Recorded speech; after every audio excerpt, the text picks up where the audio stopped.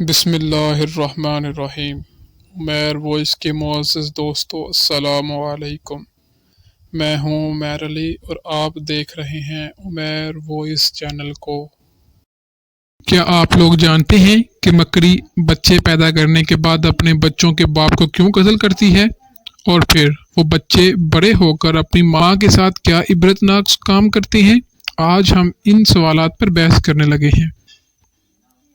ایک تحقیق کے مطابق مادہ مکڑی بچہ دینے کے بعد اپنے بچوں کے باپ کو قتل کر کے اپنے گھر سے باہر پھینک دیتی ہے۔ پھر جب اس کے بچے بڑے ہوتے آتے ہیں تو وہ اپنی ماں کو قتل کر کے گھر سے باہر پھینک دیتے ہیں۔ کتنا عجیب و غریب گھرانہ اور یقیناً بدترین گھرانہ ہے۔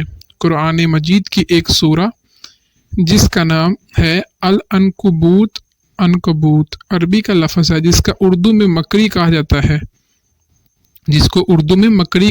ہے۔ قرآن مجید میں اللہ رب العزت نے فرمایا ہے کہ سب سے کمزور گھر مکڑی کا ہے۔ قرآن کا معجزہ دیکھیں، ایک جملے میں ہی اس گھرانے کی پوری کہانی بیان کر دی کہ بے شک گھروں میں سے سب سے کمزور گھر عنکبوت یعنی مکڑی کا ہے۔ اگر یہ انسان علم رکھتے، انسان مکڑی کے گھر کی ظاہری کمزوری کو تو جانتے ہیں، مگر اس کے گھر کی معنوی کمزوری یعنی دشمنی اور خانہ جنگی سے بے خبر تھے۔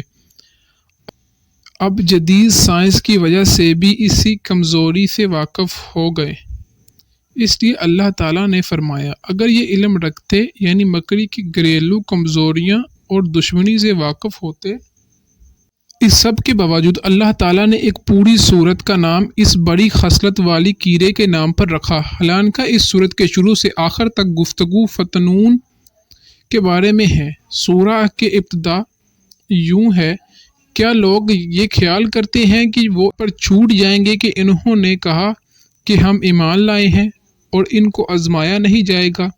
اور فرمایا لوگوں میں سے کچھ ایسے بھی ہیں جو کہتے تو ہیں کہ ہم ایمان لائے ہیں، مگر جب ان کو اللہ کی راہ میں اذیت دی جائے تو لوگ اس آزمائش کو اللہ کے عذاب کی طرح سمجھتے ہیں۔